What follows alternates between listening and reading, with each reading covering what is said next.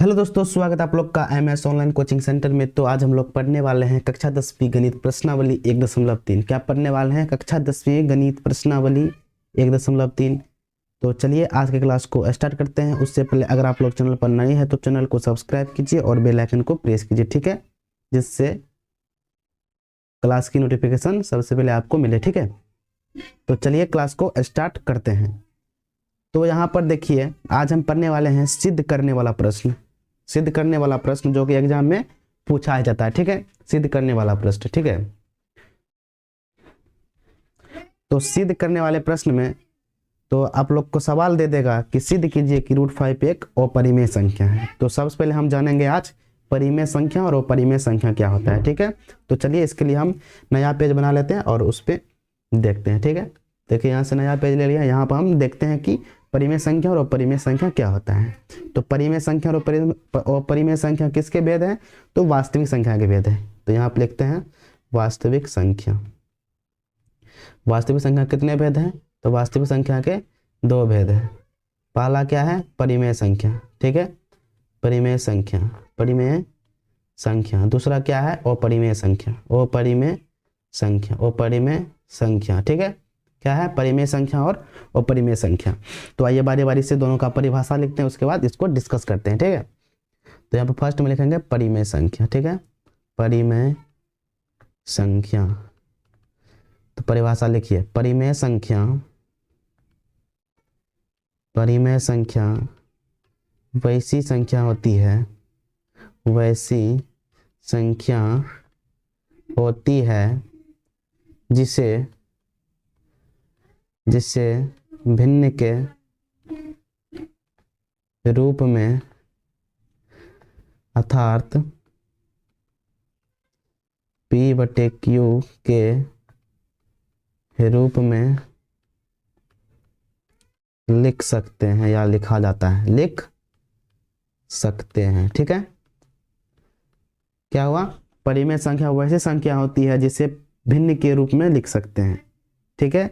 तो जैसे हम मान लीजिए P और Q कोई संख्या ले लिए, ठीक है, कोई पूर्णांक ले लिए, तो उसे हम भिन्न के रूप में लिखेंगे तो क्या हो जाएगा? P/Q होगा, ठीक है। तो वही हम लिखे हैं, परिमेय संख्या वैसी संख्या होती है जिससे भिन्न के रूप में अर्थात P/Q के रूप में लिखा जा सकता है। तो इसका एग्जाम्पल क्या हो जाएगा? तो एग्जाम्पल हो जाएगा जैसे 5/4 हो जाएगा, 4/2 हो जाएगा और 5 हो जाएगा। 5 कैसे होगा? अगर नीचे में कुछ नहीं है तो नीचे में क्या है? तो 1 है, तो ये हो गया P/Q के रूप में हो गया, ठीक है।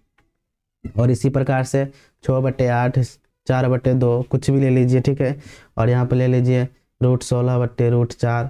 तो √16/√4 कैसे होगा? तो √16 का वर्गमूल कितना होता है? 4 होता है और √4 का 2 होता है, तो 4/2 क्या हो जाएगा? तो परिमेय संख्या हो जाएगा, ठीक है। तो परिमेय संख्या आप लोग समझ गए हैं, वैसी संख्या जिसे भिन्न के रूप में लिख सकते हैं। तो इसी प्रकार अपरिमेय संख्या भी होता है। अपरिमेय संख्या जस्ट इसके क्या होता है? जस्ट इसके उल्टा होता है, ठीक है। क्या होता है? जस्ट इसके उल्टा। तो दूसरा हम देखिए यहाँ पर लिखते हैं अपरिमेय संख्या, अपरिमेय संख्या। तो आइए परिभाषा लिखते हैं।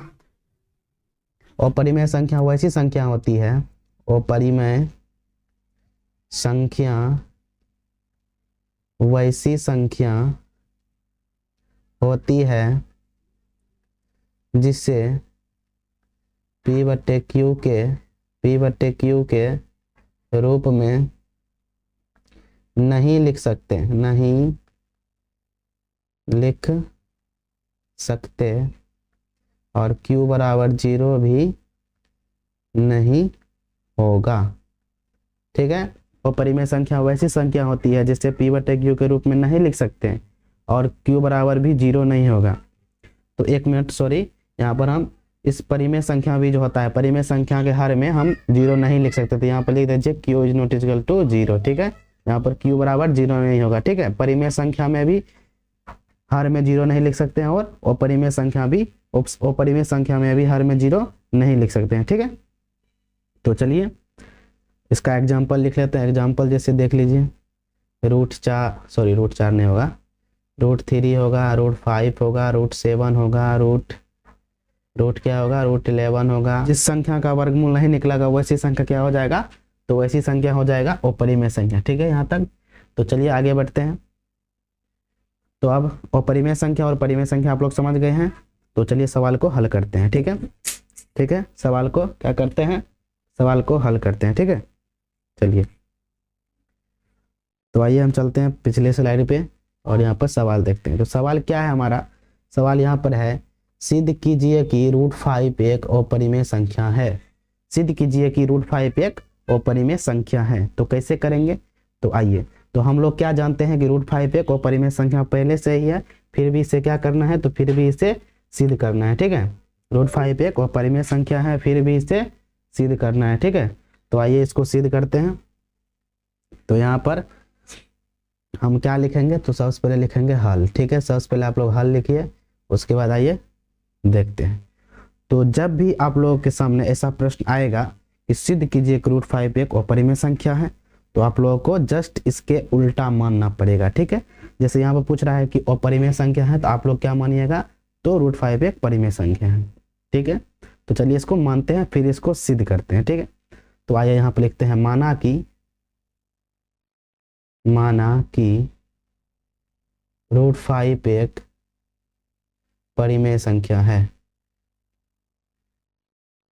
परिमेय संख्या है। ठीक है, तो यहाँ तक समझ गए हैं। तो हम क्या किए, यहाँ पर मान लिया कि √5 एक परिमेय संख्या है। परिमेय संख्या क्या होता है, जिसे p/q के रूप में लिख सकते हैं और q बराबर 0 नहीं होगा। ठीक है, तो हम इसको ऐसे लिख सकते हैं, इसको हम लिख सकते हैं √5 बराबर p/q लिख सकते हैं। अगर ऐसे लिख सकते हैं तो आप लोग बताइए, ऐसे लिख सकते हैं, जरूर लिख सकते हैं, क्योंकि √5 को भी हम क्या माने, तो √5 का भी हम मान लिए हैं परिमेय संख्या, तो परिमेय संख्या के बराबर में परिमेय संख्या लिख सकते हैं। लेकिन परिमेय संख्या के बराबर में वो परिमेय संख्या नहीं लिख सकते हैं, क्योंकि यहाँ पर हम माने हैं, हम जानते हैं कि √5 एक अपरिमेय संख्या है, अभी हम माने हैं, इसीलिए यहाँ पर बराबर में p/q लिखे हैं। ठीक है, और यहाँ पर p और q क्या है, तो उसको भी लिखना है, यहाँ पर लिखना है, यहाँ p और q सहअभाज्य संख्या है या संख्याएं हैं, और q is not equal to 0। ठीक है, q is not equal to 0। ठीक है, तो आप लोग के मन में चल रहा होगा कि सहअभाज्य संख्या क्या होता है, तो सहअभाज्य संख्या। ठीक है, सहअभाज्य संख्या वैसी संख्या होती है, मतलब वैसी दो संख्या लीजिए जिसका मोसो 1 होगा। ठीक है, वैसी दो संख्या लीजिए जिसका मोसो 1 होगा। जैसे ले लीजिए 1 और 3 लीजिए, तो इसका मोसो कितना होगा, तो 1 होगा। जिस संख्या का मोसो 1 आए वैसी संख्या क्या होता है, तो सहअभाज्य संख्या होता है। ठीक है, तो आप लोग सहअभाज्य संख्या समझ गए हैं, तो चलिए आगे देखते हैं। ठीक है, इसको हम यहाँ पर इसे लिखेंगे फिर से, √5 बराबर p/q। ठीक है, ऐसे लिख सकते हैं।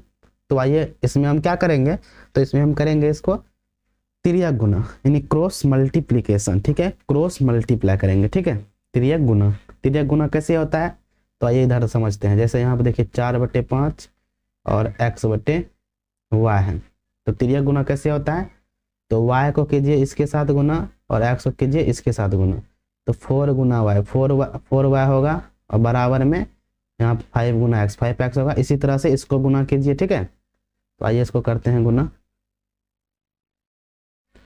तो यहाँ पर लिखेंगे, यहाँ पर कुछ नहीं है तो नीचे में 1 है, अगर p गुना 1 करते हैं तो यहाँ पर क्या होता है, p होता है, और √5 गुना q करते हैं तो √5q होता है। ठीक है, √5 गुना q करते हैं तो √5q होता है। ठीक है, यहाँ तक क्लियर है। अगर यहाँ तक क्लियर है तो आगे बढ़े, तो चलिए आगे देखते हैं। आगे यहाँ पर हम करेंगे क्या, जो ये दोनों साइड जो आया है, दोनों साइड को करेंगे वर्ग मतलब इसका स्क्वायर करेंगे। ठीक है, तो यहाँ पर लिखेंगे दोनों तरफ वर्ग करने पर। ठीक है, दोनों तरफ वर्ग करने पर यहाँ पर लिखेंगे दोनों तरफ वर्ग करने पर। ठीक है, क्या लिख दिया, दोनों तरफ वर्ग करने पर। तो दोनों तरफ क्या है, इधर है p, तो p का स्क्वायर करेंगे, इधर है क्या, तो 5 √5q, तो √5q का स्क्वायर करेंगे। ठीक है, क्या करेंगे, इधर करेंगे √5 का स्क्वायर और उधर करेंगे p का स्क्वायर।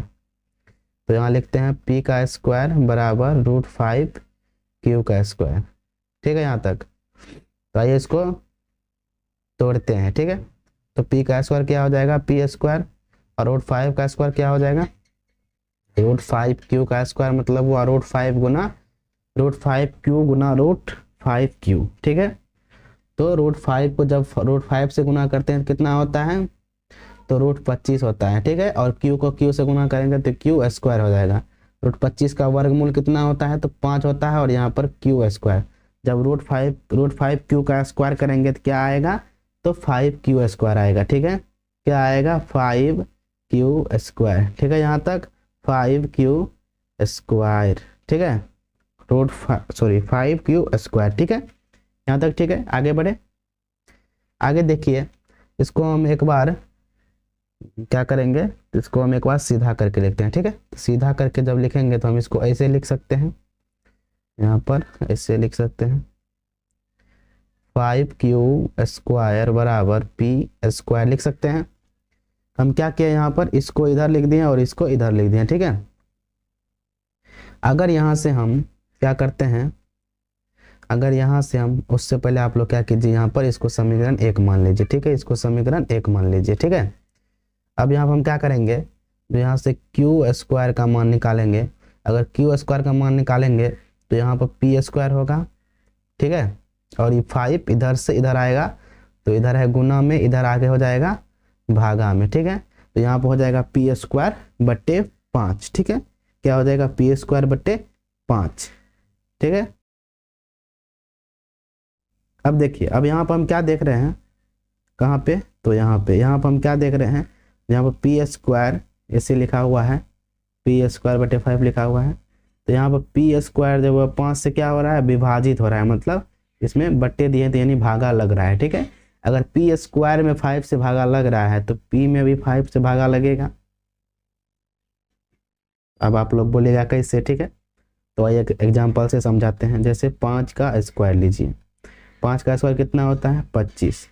अगर 5 के स्क्वायर में हम 5 से भागा देते हैं तो कितना बार में कटता है, तो 5 बार में कटता है। अगर इस 5 के स्क्वायर में 5 से भागा दिए तो 5 बार में कटा। अगर इसमें हम भागा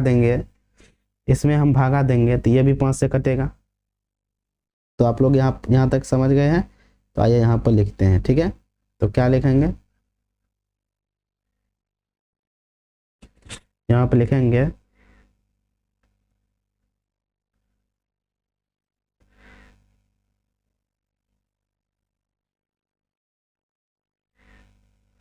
यहाँ लिखेंगे क्या, लिखेंगे यहाँ, कहाँ, तो यहाँ। ठीक है, यहाँ p स्क्वायर 5 से विभाजित है या विभाजित होता है,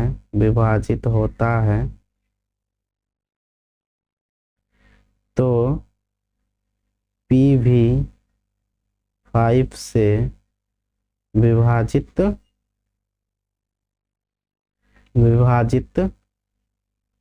होगा। ठीक है, तो यहाँ पर हम क्या लिखे, अगर p स्क्वायर 5 से विभाजित हो रहा है तो p भी 5 से विभाजित होगा।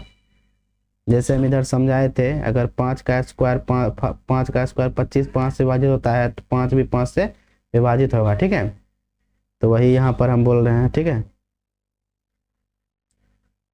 अब उसके बाद करेंगे क्या, उसके बाद आइए देखते हैं। उसके बाद यहाँ पर लिखेंगे, यहाँ तक हो गया है। उसके बाद लिखेंगे क्या, ठीक है, उसके बाद लिखेंगे यहाँ पर एक चीज मान लेंगे। ठीक है, यहाँ पर लिखेंगे माना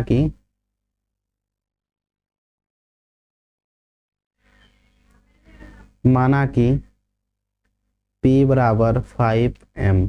ठीक है, माना कि p बराबर 5m, जहाँ m कोई पूर्णांक है। ठीक है, m क्या है, कोई पूर्णांक है। ठीक है, m क्या है, कोई पूर्णांक है।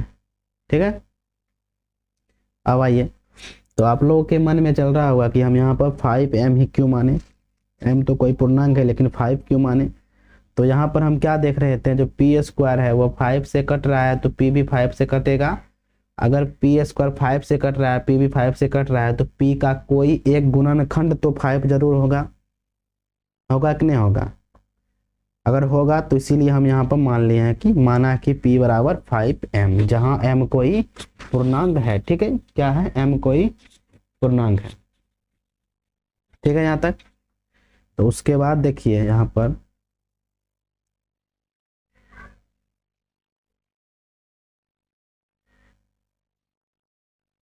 उसके बाद यहाँ पर लिखेंगे समीकरण एक में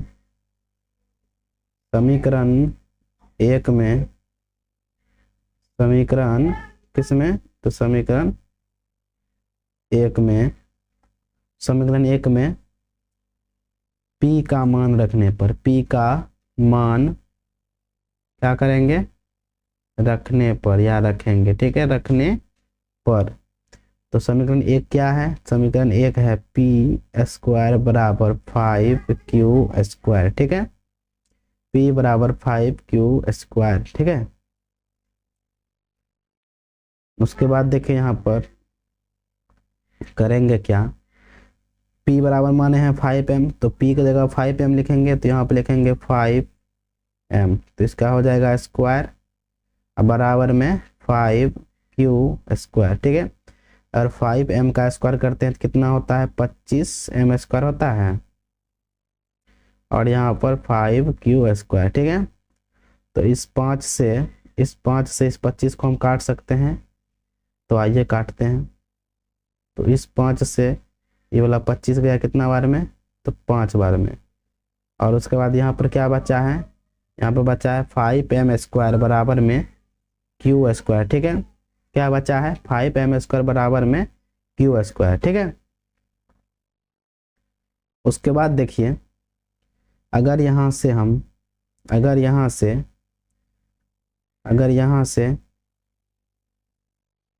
m स्क्वायर बराबर मान निकालते हैं, तो q स्क्वायर तो इधर ही रहेगा, और ये 5 इधर आएगा, तो इधर क्या हो जाएगा? तो बटे में हो जाएगा। ठीक है, क्या हो जाएगा? बटे में हो जाएगा, और इसको समीकरण मान लीजिए, समीकरण 2 मान लीजिए। ठीक है, जैसा कि हम इधर देखे थे p स्क्वायर 5 से विभाजित होता है, तो p भी 5 से विभाजित होगा। उसी प्रकार यहाँ पर क्या हो रहा है? तो q स्क्वायर भी 5 से विभाजित हो रहा है, तो q भी 5 से विभाजित होगा। ठीक है, जरूर होगा, क्योंकि हमने पहले ही एग्जाम्पल से समझ चुके हैं। ठीक है, क्या किया है? एग्जाम्पल से समझ चुके हैं। ठीक है, एग्जाम्पल से समझ चुके हैं। उसके बाद देखिए यहाँ पर क्या हो रहा है? जो q स्क्वायर जो है, q स्क्वायर यहाँ पे ये वाला q स्क्वायर 5 से विभाजित हो रहा है, तो खाली q भी 5 से विभाजित होगा। ठीक है, सिर्फ q भी 5 से विभाजित होगा। अब उसके बाद यहाँ पर यही वाला लैंग्वेज यहाँ पे लिखेंगे। ठीक है, तो यहाँ पे लिखेंगे, हम यहाँ पे लिख रहे हैं। ठीक है, आप लोग जगह बना लीजिएगा, हम यहाँ पे लिख रहे हैं। ठीक है, तो यहाँ पे लिखेंगे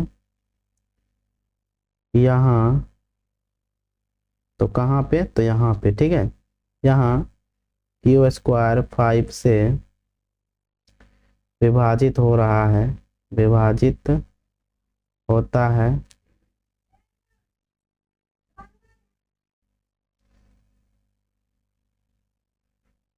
तो हम लोग क्या लिख रहे थे? यहाँ q स्क्वायर 5 से विभाजित होता है, तो q भी 5 से विभाजित होगा, विभाजित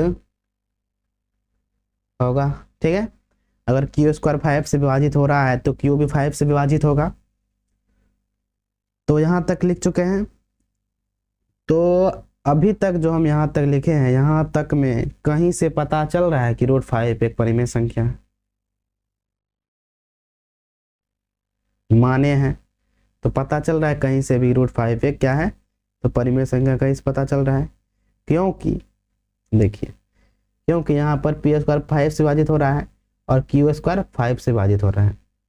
अगर p और q 5 से विभाजित हो रहा है, 5 से, तो p और q को हम क्या माने हैं? स्वाभाज्य संख्या माने हैं, तो पी और क्यू जिससे विभाजित हो रहा है उसका हम एचसीएफ निकाल के देखते हैं, ठीक है।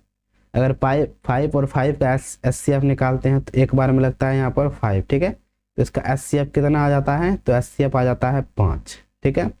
तो हमें एचसीएफ क्या चाहिए, तो हम इसको माने थे सहअभाज्य संख्या, ठीक है।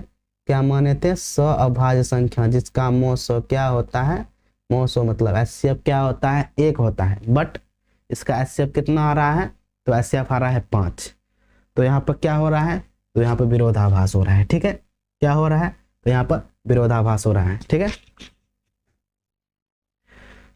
तो विरोधाभास मतलब हो रहा है, तो हम क्या समझ रहे हैं यहाँ पर √5 एक अपरिमेय संख्या ही है। तो हम लोग सिद्ध कर दिए हैं। तो यहाँ पर बस एक लाइन लिखना होगा, उसके बाद यह सवाल बन गया है, ठीक है। तो यहाँ पर लिखेंगे हम क्या, तो हम इसको इरेज कर लेते हैं पहले, ठीक है। यहाँ तक आप लोग समझ गए हैं। यहाँ पर लिखेंगे समीकरण 1 व 2 से यह पता चलता है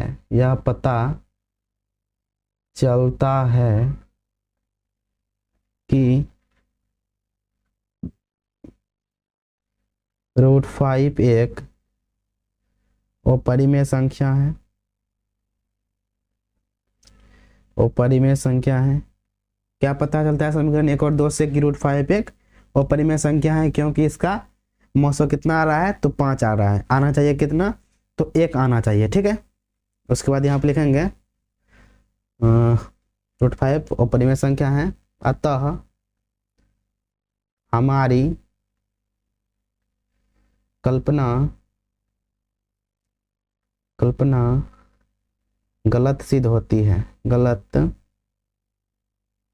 सिद्ध होती है, ठीक है। क्या हो रहा है, अतः हमारी कल्पना गलत सिद्ध होती है, ठीक है। हमने इतना जो सोचे हैं या करे हैं तो वो गलत सिद्ध होता है, इसीलिए हम लिख दिए समीकरण 1 और 2 से पता चलता है कि √5 एक परिमेय संख्या है, अपरिमेय संख्या है, अतः हमारी कल्पना गलत सिद्ध होती है, ठीक है। अगला सवाल यहाँ पर है, क्या है, देखिए अगला सवाल यहाँ पर है, सिद्ध कीजिए कि 3 + 2 √5 एक अपरिमेय संख्या है। सिद्ध कीजिए कि 3 + 2 √5 एक अपरिमेय संख्या है। क्या है सवाल, सिद्ध कीजिए कि 3 + 2 √5 एक अपरिमेय संख्या है, ठीक है। यहाँ पर क्या सिद्ध करने के लिए बोल रहा है, तो अपरिमेय संख्या सिद्ध करने के लिए बोल रहा है। तो हम लोग क्या मानेंगे इसको, तो इसको हम लोग मान लेंगे परिमेय संख्या, ठीक है। क्या मानेंगे, परिमेय संख्या। तो यहाँ पर लिखेंगे सबसे पहले हल, ठीक है। उसके बाद लिखेंगे माना कि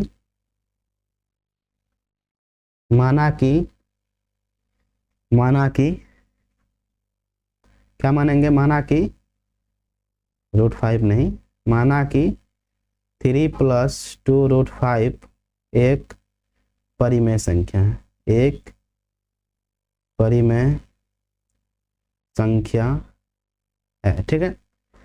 क्या किया, माना कि 3 + 2 √5 एक परिमेय संख्या है, और उसके बाद जब कोई संख्या परिमेय होता है तो उसके बराबर में हम क्या लिख सकते हैं, तो P/Q लिख सकते हैं।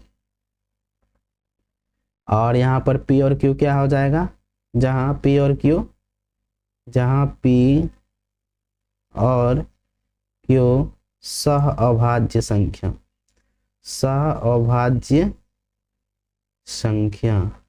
ठीक है, सहअभाज्य संख्या है, और Q बराबर 0 नहीं होगा, ठीक है। यहाँ तक ठीक है। तो आगे बढ़े, आगे देखिए क्या है, आगे करेंगे क्या, तो आगे इसको हम ऐसे लिखेंगे 3 + 2 √5 बराबर P/Q लिखेंगे। और उसके बाद देखिए यहाँ से, अगर यहाँ से हम क्या करते हैं, अगर 2 √5 को इधर ही छोड़ते हैं तो यहाँ पर P/Q होगा, और ई वाला 3 इधर आएगा, बराबर की इस साइड आएगा, तो यहाँ पर 3 प्लस में है, इधर आगे हो जाएगा -3, ठीक है। क्या हो जाएगा, -3 हो जाएगा। अब इसको आगे हम करते हैं, तो यहाँ पर भिन्न का घटाव हो रहा है, तो यहाँ पर एलसीएम Q आएगा, Q से Q कटेगा एक बार में, और 1 × P करेंगे तो यहाँ पर P होगा, माइनस में यहाँ पर 3 गुना क्यू हो जाएगा 3 क्यू। भिन्न घटाओ तो सबको आता ही होगा, ठीक है। अब क्या करेंगे, तो यहाँ पर √5 है, तो √5 का अगर मान निकालते हैं तो यहाँ पर हो जाएगा p - 3q बट्टे क्यू, और यहाँ पर इधर ई वाला 2 है गुना में, ठीक है, क्या है गुना में, और बराबर के इस साइड आएगा तो भागा में हो जाएगा। तो यहाँ पर हम लिख सकते हैं भागा में क्या हो जाएगा, भागा में हो जाएगा 2, ठीक है। एक लाइन और इसको हम लिखते हैं, तो √5 बराबर p - 3q बट्टे क्यू, भागा का चिन्ह गुना में बदलेगा, और यहाँ पर नीचे में कुछ नहीं है तो 1 है, 1 जाएगा ऊपर 2 आएगा नीचे, ठीक है। और इसको हम ऐसे तोड़ेंगे तो यह हो जाएगा √5 बराबर क्या हो जाएगा p - 3q हो जाएगा, क्योंकि p - 3q गुना 1 करेंगे तो p - 3q होगा, बट्टे में 2 गुना q तो 2q होगा, ठीक है। तो ये क्या आ गया है, ये आ गया है हमारा। पहले इसको हम शेप में बंद कर लेते हैं, ठीक है।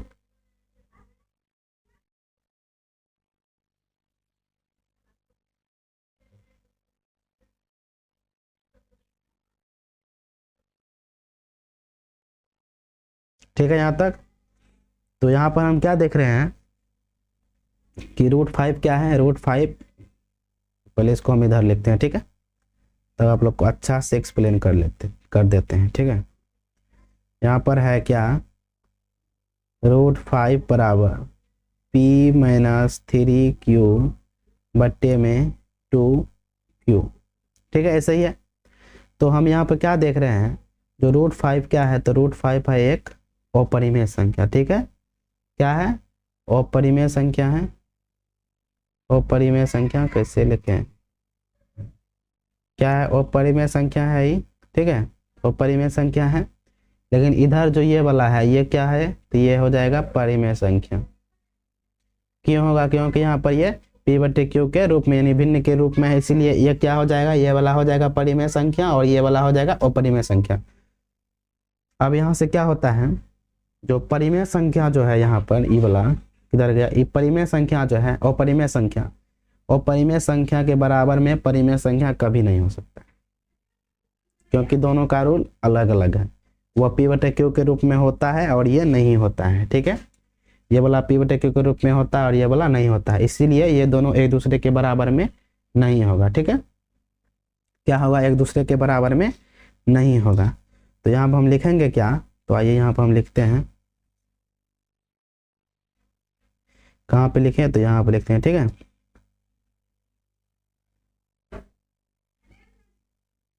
यहाँ पे लिखते हैं, हम जानते हैं कि क्या लिखेंगे, हम जानते हैं कि √5 एक क्या है, अपरिमेय संख्या। हम जानते हैं यह बात, √5 एक अपरिमेय संख्या है। क्यों जानते हैं, क्योंकि यहाँ पर हम लोग ने सिद्ध किया है, ठीक है। हम लोगों ने यहाँ पे सिद्ध किया है कि √5 एक अपरिमेय संख्या, इसीलिए यहाँ पर हम क्या लिखे हैं कि हम जानते हैं कि √5 एक अपरिमेय संख्या है। और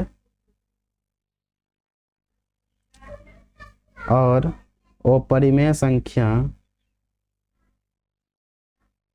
और अपरिमेय संख्या यहाँ पे लिखेंगे, और अपरिमेय संख्या कभी भी परिमेय संख्या के बराबर नहीं होता है, ठीक है। क्या लिखे यहाँ पर, हम जानते हैं कि √5 एक अपरिमेय संख्या है और अपरिमेय संख्या कभी भी परिमेय संख्या के बराबर नहीं होता है। और उसके बाद यहाँ पे लिखेंगे, अतः इससे यह स्पष्ट होता है कि 3 प्लस क्या लिखेंगे कि 3 + 2 √5 क्या है, एक अपरिमेय संख्या, सिद्ध हो गया अपरिमेय संख्या है। ठीक है, सिद्ध हो गया। तो बस ये सवाल यहाँ पे खत्म होता है और अगला सवाल हम देख लेते हैं। अगला सवाल क्या है, चलिए देखते हैं। ठीक है, अगला सवाल यहाँ पर है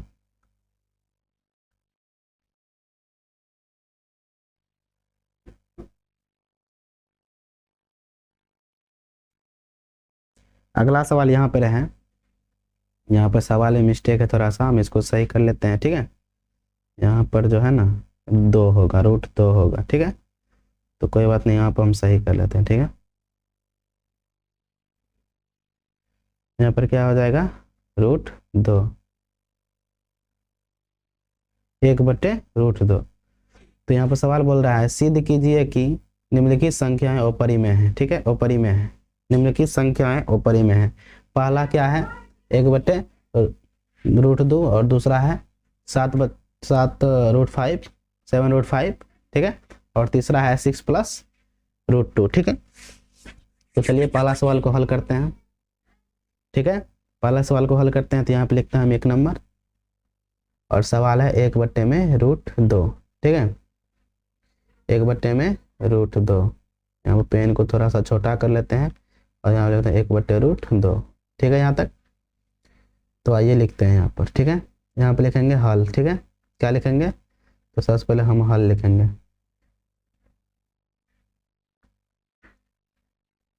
और यहाँ पर क्या बोल रहा है, अपरिमेय संख्या सिद्ध करने के लिए, तो यहाँ पर इसको हम मान लेंगे क्या, परिमेय संख्या। ठीक है, तो यहाँ पर लिखेंगे माना कि 1/√2 एक परिमेय संख्या है, परिमेय संख्या है। ठीक है, क्या मान लिए, माना कि 1/√2 एक परिमेय संख्या है, और जब भी कोई संख्या परिमेय होता है तो उसके बराबर में p/q लिख सकते हैं। तो यहाँ पर लिखेंगे p/q। ठीक है, और यहाँ पर p और q क्या है, तो p और q है सहअभाज्य संख्या। ठीक है, तो जहाँ p और q सहअभाज्य संख्याएं हैं और q बराबर 0 नहीं होगा। ठीक है, ठीक है यहाँ तक।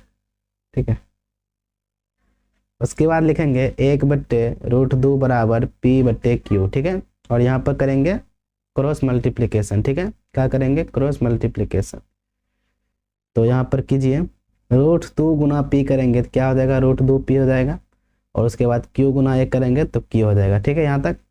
अब उसके बाद क्या होगा, देखिए यहाँ पर सॉल्व करते हैं। उसके बाद यहाँ पर p बराबर हो जाएगा, p बराबर नहीं, यहाँ पर हम √2 बराबर लिखते हैं। ठीक है, यहाँ पर लिखेंगे √2 बराबर q/p।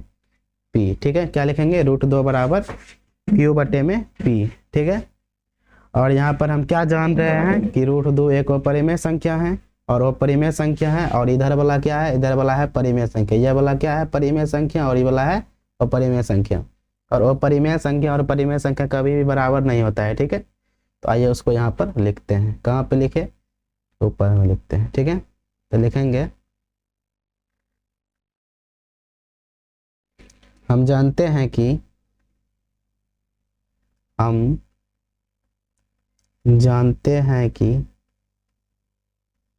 √2 एक अपरिमेय संख्या है, अपरिमेय संख्या है, और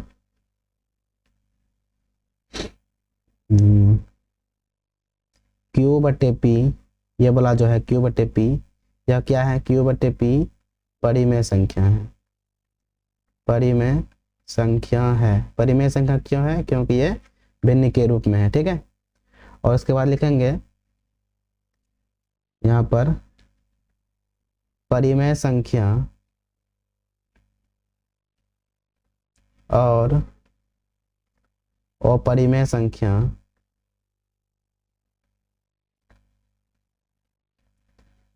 कभी भी बराबर नहीं होता है, बराबर नहीं होता है। ठीक है, परिमेय संख्या और अपरिमेय संख्या कभी भी बराबर नहीं होता है। अतः अतः यहाँ से क्या स्पष्ट हो रहा है, अतः यह स्पष्ट होता है, स्पष्ट होता है, स्पष्ट होता है कि 1/√2 क्या है, अपरिमेय संख्या है, अपरिमेय संख्या है। ठीक है, तो यहाँ पर हम लिख दिए हैं, तो आप लोग नोट कर लीजिए। तो चलिए अगला सवाल सॉल्व करते हैं। अगला सवाल क्या है, 7√5। ठीक है, क्या है, 7√5। तो चलिए सॉल्व करते हैं। 2 नंबर है 7√5। ठीक है, 7√5। तो इसको भी मान लेंगे क्या, इसको भी मान लेंगे परिमेय संख्या। ठीक है, तो लिखेंगे माना कि 7√5 एक परिमेय संख्या है, परिमेय संख्या है। ठीक है, और कोई संख्या परिमेय होता है तो उसके बराबर हम p/q लिख सकते हैं। तो इसको लिखेंगे 7√5 बराबर p/q। ठीक है, और यहाँ पर p और q क्या है, p और q सह अभाज्य संख्या है। सह अभाज्य संख्या क्या होता है, जिसका महोत्सव 1 होता है। सहअभाज्य संख्या, सहअभाज्य संख्या है। ठीक है, और q बराबर 0 नहीं होगा। ठीक है, अब इसको हम लिखेंगे 7√5 बराबर p/q।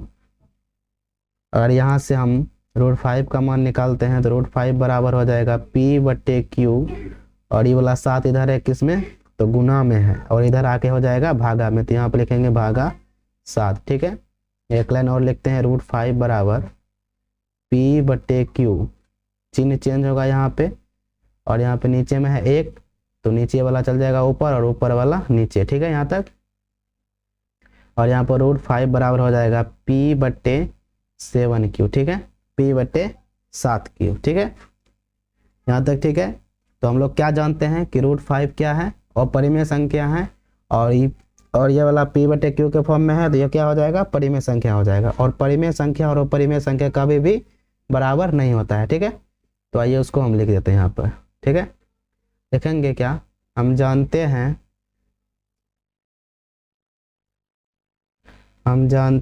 कि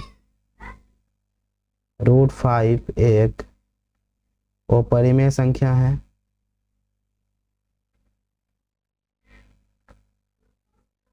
ठीक है, और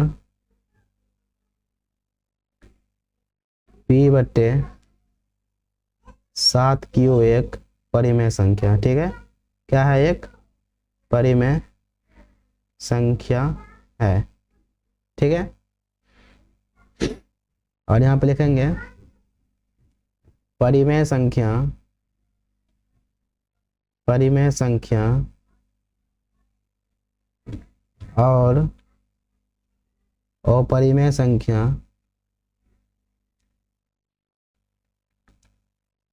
कभी भी बराबर नहीं होता।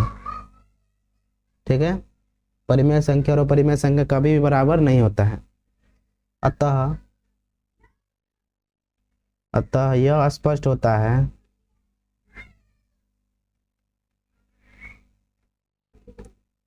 यह स्पष्ट होता है कि 7√5 क्या, 7√5, ठीक है, 7√5 एक अपरिमेय संख्या है।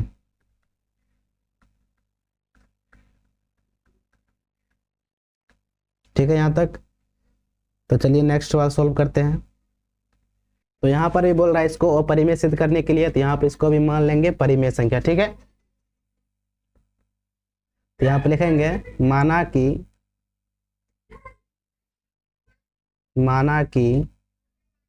6 + √2 एक क्या है, परिमेय संख्या है।